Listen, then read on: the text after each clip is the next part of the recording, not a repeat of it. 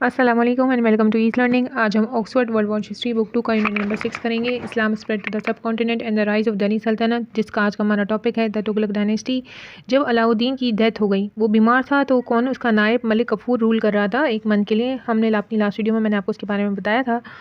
तो क्या हुआ था कि उसके जो अलाउद्दीन का बॉडी गार्ड था, उसी ने मलिक कफूर का कत्ल कर दिया था। और अलाउद्दीन का बेटा छोटा था, इसलिए मलिक कफूर वहाँ पे एज ए नाइब के तौर पे काम कर रहा था। लेकिन उसके जो है बॉडी गार्ड ने उसका क्या कर दिया था, कत्ल कर दिया था। तो जिसकी वजह से इनस्टेबिलिटी आ रही थी दिल्ली सल्तनत के अंदर। और वो जब तक रही जब तक कि गाजी मलिक ना आ गया। और गाजी मलिक ने क्या करा, वो विक्टोरियस था, उसने जो है रूलिंग पावर ले ली और वो सुल्तान बन गया 1320 में। और उसने अपना नाम चेंज करके सुल्तान गाजियुद्दीन तुगलक रख गया था। यानी जो कि पहला रूलर था तुगलक डायनेस्टी का। अगर आपसे पूछा जाए कि तुगलक डायनेस्टी का पहला रूलर कौन था, तो आप गाजी मलिक भी लिख सकते हो और अब सुल्तान गाजियुद्दीन तुगलक भी लिख सकते हो। ठीक है, गाजियुद्दीन तुगलक जो है वो स्किल मिलिट्री कमांडर था। ठीक है, वो अच्छा कमांडर था, बहुत ज़्यादा काबिल कमांडर था। उसने जो है इनस्टेबिलिटी को ख़त्म किया और जहाँ जहाँ मिसमैनेजमेंट हो रही थी उस पर भी अपना कंट्रोल हासिल कर लिया उसने। वहाँ से उसका खात्मा भी किया, यानी डिसऑर्गेनाइजेशन जहाँ पे हो रही थी उसको ख़त्म किया। सबड्यू कहते हैं डिफीट, ख़त्म कर दिया उसने। और चोस कहते हैं डिसऑर्गेनाइजेशन, जहाँ भी हो रही थी उसको ख़त्म किया और अपना कंट्रोल वहाँ पे हासिल किया। इसकी इंटेलिजेंस की वजह से ही जो है उसने खात्मा कर दिया था अपने रिवॉल्ट्स का, यानी अपने बागियों का। जो भी इसके दुश्मन थे क्रिटिकल एरियाज़ में जहाँ पे उसको खतरा था कि इसके दुश्मन है, वो भी ख़त्म हो गए। और साथ ही साथ उसने इंपॉर्टेंट एरियाज़ पे भी कंट्रोल हासिल कर लिया, जैसे कि बंगाल। गाजियादुद्दीन की मौत के बाद उसके बेटे उलुग खान को उसकी सल्तनत मिल गई थी। ठीक है, उलुग खान जो कौन था, उलुग खान ने अपने फादर का थ्रोन लेने के बाद, जिस तरह उसके फादर ने अपना नाम चेंज किया था ना, गाजी मलिक से गाजियादुद्दीन तुगलक रखा था, इसी तरह उलुग खान ने अपना नाम चेंज करके मोहम्मद बिन तुगलक रख दिया था। अपने रूल के दौरान दिल्ली सल्तनत की बाउंड्रीज़ को उसने फैलाया, और कहाँ तक फैलाया, नर्दर्न इंडिया से फैलाया और ज़्यादातर हिस्सा ने सब कॉन्टिनेंट का कवर कर लिया था। मोहम्मद बिन तुगलक ने अपने कैपिटल को चेंज किया था दिल्ली से दौलताबाद में, क्योंकि जितना एरिया उसके पास था उसकी सेंट्रल लोकेशन जो है वो दौलताबाद में पड़ती थी। और वो चाहता था कि वो सदर्न इंडिया को भी देखता रहे वहाँ से, क्योंकि सेंट्रल लोकेशन थी तो इंडिया के नीचे के हिस्से भी उसकी नज़र में रहे। और साथ ही साथ वो चाहता था कि मंगोल के इन्वेजन से भी उसकी प्रोटेक्शन होती रहे, जितना एरिया उसके पास है उसमें मंगोल आके अटैक ना कर दे। सुल्तान जो है वो मुख्तलिफ शहरों में मूव ऑन करता रहता था, क्योंकि वो सुल्तान था, तो लोग भी उसके साथ साथ मूव ऑन कर रहे थे। हालांकि वो ऐसा चाहता नहीं था, लेकिन फिर भी लोग उसके साथ साथ जिस शहर में वो जाता था लोग भी वहाँ माइग्रेशन शुरू कर देते थे। तो माइग्रेशन के दौरान क्या होता है, ये बहुत सारी कैजुअलिटीज़ और प्रॉब्लम्स आती हैं। इतनी मास माइग्रेशन हो तो प्रॉब्लम्स तो आती हैं। फिर क्या होता है कि इसमें जो है रिबेलियंस को, यानी जो मुखालिफ होते हैं लोग, जो अपोज होते हैं किसी भी रूलर के, तो उनको मौका मिल जाता है। तो जो मोहम्मद बिन तुगलक है उसको उन्हें भी खामोश कराना था। क्वाइल मतलब उन्हें खामोश, मुस्तकिल तौर पर खामोश ही उनको कराना पड़ा था, यानी उनको हैंडल करना पड़ रहा था मोहम्मद बिन तुगलक को। मोहम्मद बिन तुगलक ने ये महसूस किया कि उसको नॉर्दर्न बॉर्डर जो कि दौलताबाद का, यानी दौलताबाद के ऊपर के हिस्से पे भी नज़र रखनी होगी। तो इसलिए इसने हुक्म दिया कि दिल्ली को दोबारा अपना कैपिटल बना दिया जाए। और इसी तरीके से जब उसने दिल्ली को कैपिटल बनाया तो फिर से जो है बहुत बड़ी मास माइग्रेशन हुई। सुल्तान ने इंट्रोड्यूस करवाई थी अपनी वर्स्ट इकोनॉमिक पॉलिसी, जिसमें सबसे जो तबाहकुन चीज़ उसके लिए क्या साबित हुई, टोकन करेंसी। जो ये कॉइन्स किससे बने हुए थे, ब्रास और कॉपर से बने हुए थे, उनको सर्कुलेशन में लाया गया और फिर उसके बदले जो है गोल्ड और सिल्वर भी ख़रीदा जा सकता था। लेकिन इससे जो है क्या हुआ, बहुत सारे लोगों ने इस कॉइन्स की कॉपी बना ली थी और बिल्कुल इस तरीके के सिमिलर कॉइन्स बना लिए थे, और उसे देकर वो गोल्ड और सिल्वर जो है सिक्योर कर रहे थे, जमा कर रहे थे। ठीक है, तो इससे क्या हुआ, ये एक्सपेरिमेंट जो है बिल्कुल फेल हो गया और इसने बहुत तबाहकुन रिजल्ट डाले ट्रेड और इकनॉमी पे सल्तनत के। मोहम्मद बिन तुगलक को मल्टीपल लैंग्वेजेस आती थी, मीन्स वो इंटेलिजेंट बंदा था। उसे हिंदी, पर्शियन, संस्कृत और तुर्किश की लैंग्वेज आती थी, और साथ ही साथ वो स्पॉन्सर करता था, इनकरेज करता था लर्निंग को।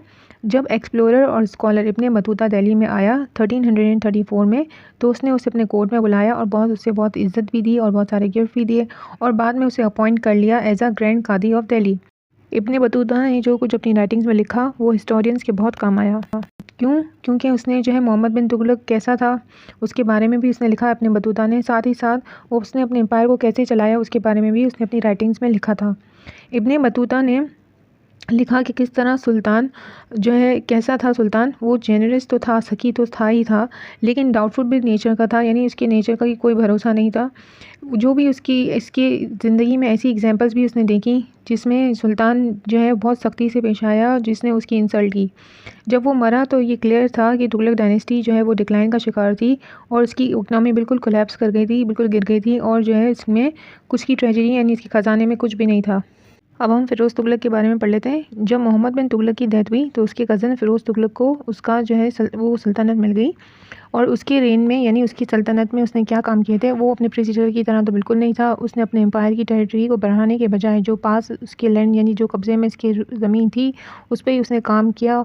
उसने क्या किया, उसने सिटी प्लानिंग की, यानी किस तरह शहर आबाद होंगे। उसने पब्लिक बिल्डिंग्स बनाई, साथ ही साथ उसने बुनियाद रखी इरीगेशन सिस्टम की इंडिया में, और इरिगेशन सिस्टम इंट्रोड्यूस कराई पूरे मुल्क में, और बनाए कैनाल्स और वेल्स ताकि वाटर अवेलेबिलिटी जो है वो बढ़े। साथ ही साथ उसने एग्रीकल्चर एक्टिविटीज़ को भी बढ़ावा दिया। फ़िरोज़ तुगलक ने इरेक्टेड यानी बनाए बहुत सारी पब्लिक बिल्डिंग जैसे कि मस्जिद है, हॉस्पिटल, जिसमें सिटीजन्स को, शहरियों को फ्री सर्विसेज दी जाती थी। 1349 में इसने एक हिस्टोरिकल सिटी बनाया जानूपुर, जो उसने अपने कज़न के नाम पर रखा था। उसके कज़न का नाम क्या था? जुनाना खान।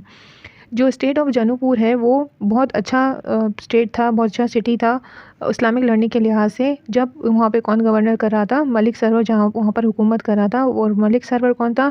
एक अफ्रीकन स्लेव का बेटा था, ठीक है। An African slave own by the sultan son, एक अफ्रीकन स्लेव जिसका मालिक कौन था? सुल्तान का बेटा था। And some decades later declare independence from the Delhi सल्तनत, उसने कुछ अरसे बाद, यानी डिकेड्स कहते हैं 10 सेंचुरीज़ को, एक डिकेड 10 सेंचुरीज़ को कहते हैं। तो जो कहने कुछ डिकेड्स के बाद जो है इसने दिल्ली सल्तनत को आज़ादी दे दी थी, डिक्लेयर कर दिया था कि वो आज़ाद है। फ़िरोज़ तुगलक जो है वो क्या था? मैन ऑफ लर्निंग था, यानी बहुत ज़्यादा लर्निंग में इंटरेस्ट था, उससे बहुत इंटरेस्ट था हिस्ट्री में, लिटरेचर में और आर्ट में। उसने इस्टेब्लिश किए बहुत सारे स्कूल, कॉलेजेस, और इनकरेज किए ऐसे इंस्टीट्यूट जिसमें लर्निंग का काम हो सकता था। उसने फैसिलिटेट किया, यानी स्कॉलर्स को भी इसने इनकरेज किया। फ़िरोज़ तुगलक ने बहुत सारे काम किए थे आर्ट पे भी, मेडिसिन पे और साइंस में। उसने ट्रांसलेट किया था उसको संस्कृत से पर्शियन में। इसके ऊपर जो बायोग्राफ़ी बनी, यानी उसकी ज़िंदगी के मुतालिक जो ऑटोबायोग्राफ़ी बनती है, उसका नाम फतूहात फ़िरोज़ शाह रखा गया, जो कि 32 पेजेस पर मुश्तमिल थी। इनसे मदद मिली हिस्टोरियंस को ये समझने के लिए कि वो कैसी लाइफ गुजारता था और किसने उसका टेन्योर यानी उसका रेनिंग कैसा था, उसकी हुकूमत कैसी थी। तैमूर जब दाखिल हुआ इंडिया में तो उसने एक फ़ॉल्स इन्फॉर्मेशन दी कि नसीरुद्दीन शाह और महमूद शाह तुगलक अपने हिंदू लोगों के साथ बहुत नरम थे, और इसीलिए महमूद शाह तुगलक और नसीरुद्दीन की जंग हुई थी बैटल ऑफ दिल्ली में। सुल्तान की आदत थी कि वो वॉर में जो है जंग के दौरान एलिफेंट्स का इस्तेमाल करता था, जिसकी वजह से तैमूर की फोर्सेस जो फ़ौज है वो बहुत नर्वस हो गई थी। तो तैमूर ने क्या किया कि अपने ट्रूप्स को कहा कि वो खंदक खोदें यानी खुदाई करें, और उसके अंदर उसने कैमल्स को खड़ा किया और वहाँ पर उसने छोटी छोटी लकड़ियों पर आग जलाकर एलिफेंट्स के ऊपर फेंकना स्टार्ट किया, जिससे वो लोग पैनिक हो गए एलिफेंट्स और इधर उधर भागने लगे। ये टेक्निक जो है बहुत इफेक्टिव थी, इससे सुल्तान की आर्मी जो है वो डिसऑर्गेनाइज हो गई यानी भाग गई। होप आपको अच्छे से समझ आया होगा। अगर आपको वीडियो अच्छी लगती है तो कहीं लाइक करिए, शेयर करें, सब्सक्राइब करना मत भूलिए। ओके, अल्लाह।